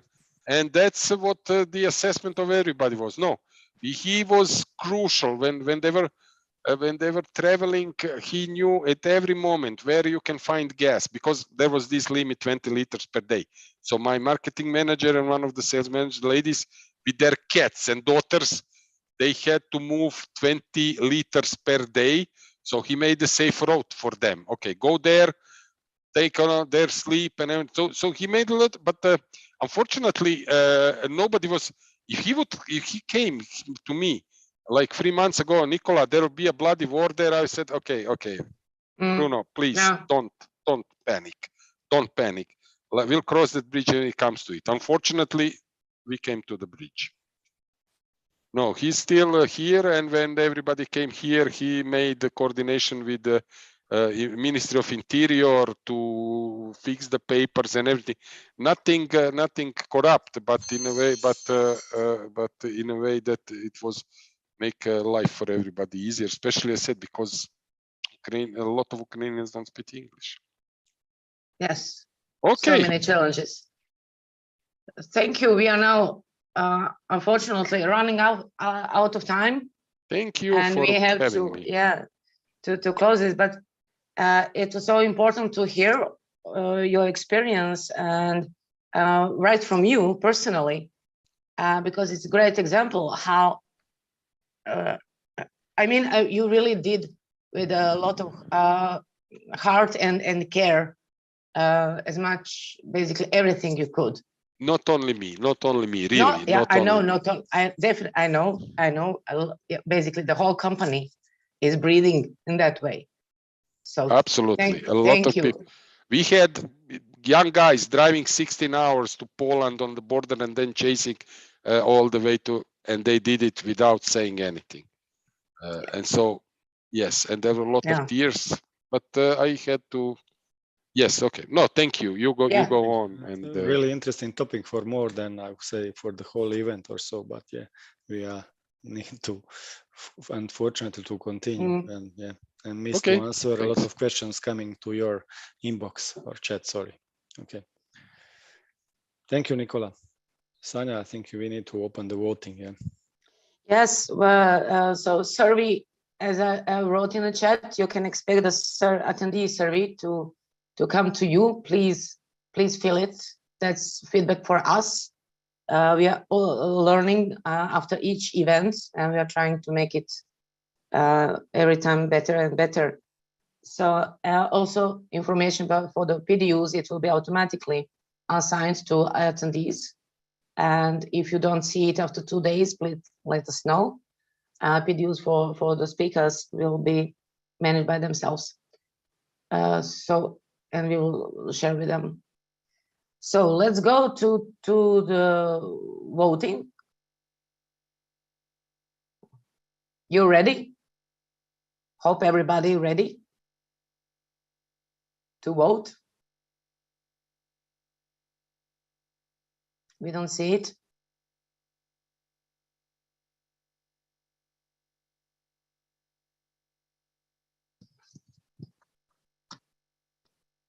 Okay.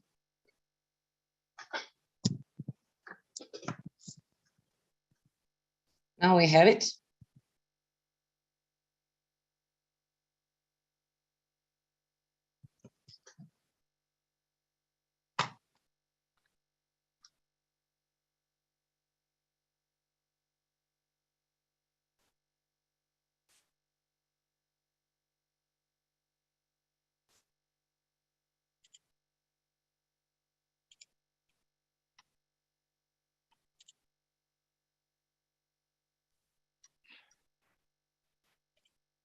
Right now we have 203 people on the line and 129 people already casted their vote. Thank you.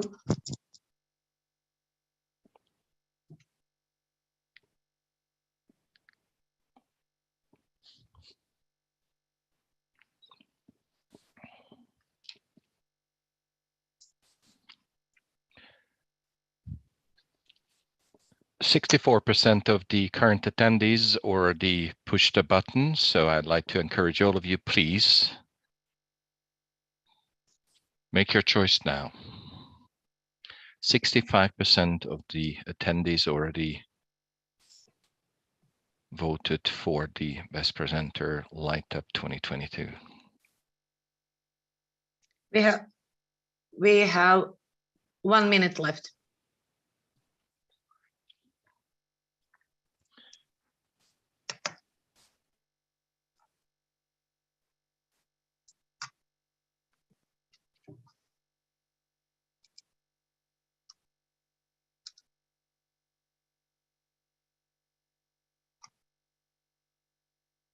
Also, thank you for all the great comments in the chat. Thank you very much. Bye-bye to those who must leave. Thank you.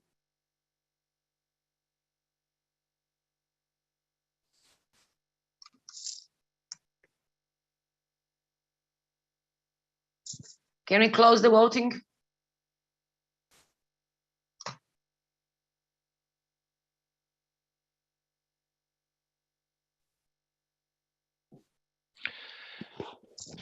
The voting is closed now, and as soon as you want me to share the results, I'm happy to do that. I think that we are ready, Niksha. You here? Yeah. Okay, we can share the results.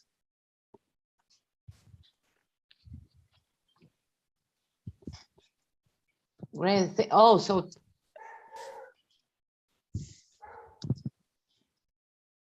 the winner is PMI Northern Italy chapter, Maria Cristina Barbero, with her presentation on the baselines and project management KPIs in a hybrid context. Congratulations, Maria. You here?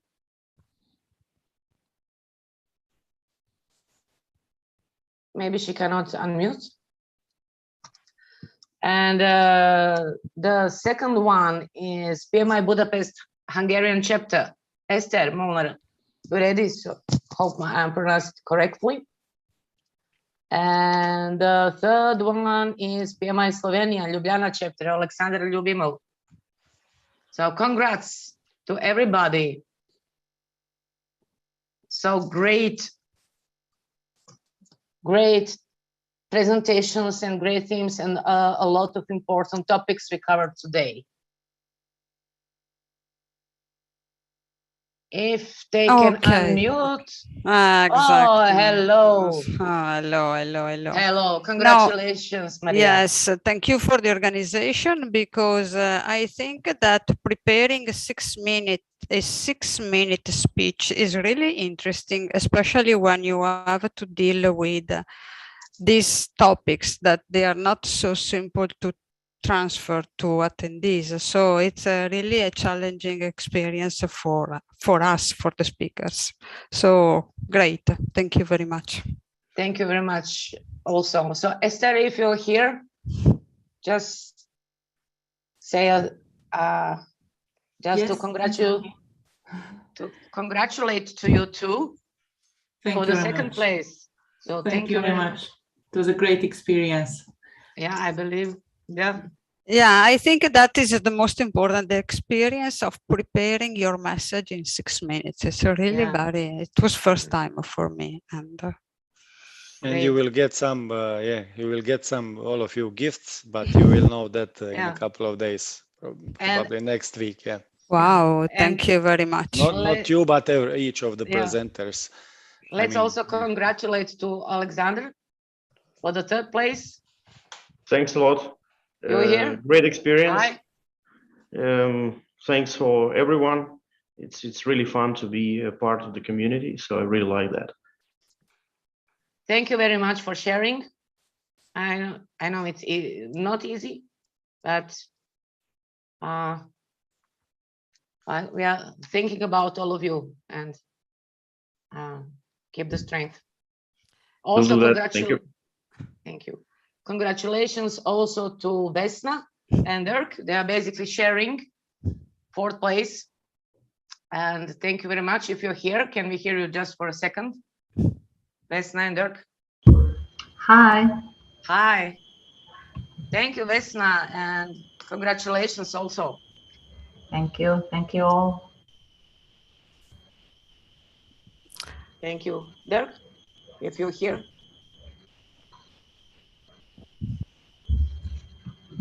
Well, it's okay. So, Nietzsche for the finals. There will be some nice presents. Yeah, I think it will be nice. Yeah, it will be nice presents. I agree with Maria. Maybe it's 360 seconds presentations, but it takes time and it's a challenge. So as well for us as a project team, because it's only 2 hours, it's only online, but it took a lot of effort. Sure, because for me, it's I was really stressed. So yesterday evening, I was really, because I can't say in 6 minutes. So it's really challenging. So it's something that it's interesting to have as an experience. Okay, so looking forward to filling survey and getting inputs from you to be better and to improve in the coming period and for the next time. For our followers who will take the charge. So probably it will be Austria, but let's see. Thank you once again to the whole organizational team. Thank you, Laszlo, for great support with the Zoom and the whole Hungarian team, and basically everybody. Thank you. We are finished. We have winners, and see you on the next PMI Light Up. Okay, thank you to you all, and congratulations to everyone. Thank you. Bye. Bye-bye. Have a nice day. Bye.